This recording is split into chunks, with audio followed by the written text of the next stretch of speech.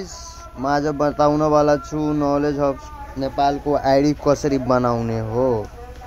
यसपछि तपाईं यो लिंकमा जानु होला अनि यहाँ क्लिक गर्नु होला। त्यसपछि यो तपाईं सबै डिटेल दिइसकेछ तपाईं हेर्न सक्नुहुन्छ।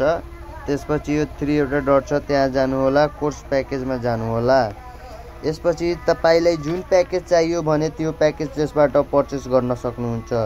जसरी यहाँ स्टार्टेज प्याकेजमा हेर्नुभयो कम्युनिकेसन स्किल एउटै छ मात्र के।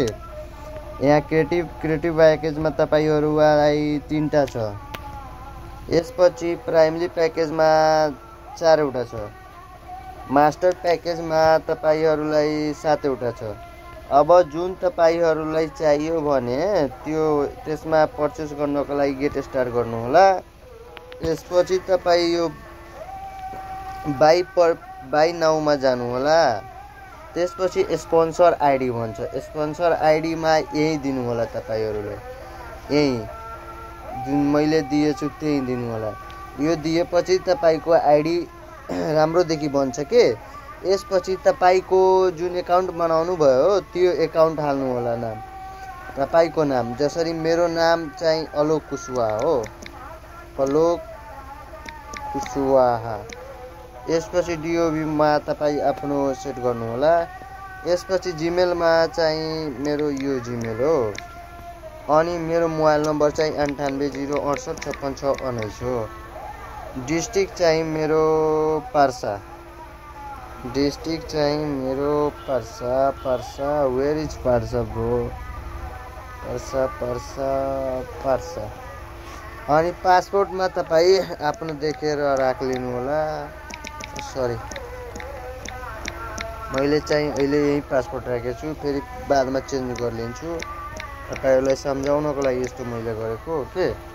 यसपछि अगाडि जानु होला, यसमा टिक लगाइदिनु होला, अर्डर गरिदिनु होला। त्यसपछि सोध्छ पेमेन्ट मोड खाल्तीबाट गर्नुहुन्छ भने गर्दिनु, पे विथ द क्यूआर। म त क्यूआर बाट गर्छु के। यसपछि यो क्यूआर को स्क्रिनशट लियो मैले। अनि एकैचोटी म अब जान्छु, मेरो त बैंक अकाउन्ट छैन, ई सेवाबाट गर्नुपर्छ। ल म यो क्यूआर कोडमा म पैसा पठाइदियो। अब स्क्रिनशट खिच्लिनु होला। जुन स्क्रिनशट तपाई खिच्नु भयो त्यो त्यही स्क्रिनशट खिच्लिनु होला। चाहिँ आएको छैन अहिले, एकचोटी अझै स्क्रिनशट हान। अनि आइसक्यो। अब एकचोटी अझै गरेर गर्छु के। आइसक्यो मेरो यहाँ। अब के गर्छु यहाँ गर्दिन्छु के। यो हेरेर अलि राम्रो देखि। यसपछि डन गर्दिन्छु। भइसक्यो। ट्रान्ज्याक्सन कोड भनेको यो हो।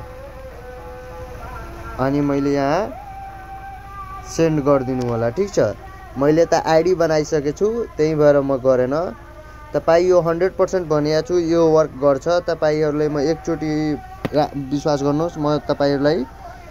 अनि स्पोन्सर आइडी भन्छ नि त्यही डाल्नु होला। स्पोन्सर आइडी तपाईले म बतायो KH100157 छ, त्यही स्पोन्सर आइडी हो। त्यही डाल्नु होला, त्योबाट तपाईको अकाउन्ट बन्छ।